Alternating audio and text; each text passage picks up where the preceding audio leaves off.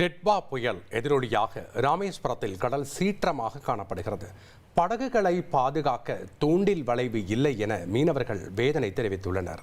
இது குறித்த கூடுதல் தகவலை செய்தியாளர் விஸ்வநாதன் வழங்கிட நாம் கேட்கலாம். வணக்கம் விஸ்வநாதன், மீனவர்கள் முன்வைக்கக்கூடிய கோரிக்கைகள் என்ன, அவங்க என்ன குற்றச்சாட்டெல்லாம் முன்வைக்கிறாங்க, விவரங்கள்? வணக்கம்.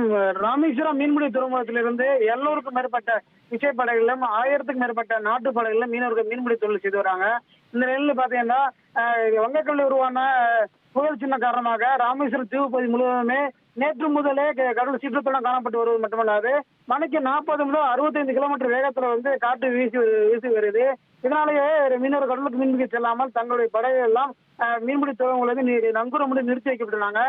நங்கூரம் நிறுத்தி வைக்கப்பட்டிருந்தாலும் கடல் சீற்றம் காரணமாக நங்கூரம் அறந்து ஒரு சில படகுகள் கடற்கரை ஓரத்தில் கரையில் ஒதுங்கி வருவதுன்னு பார்க்க முடிகிறது.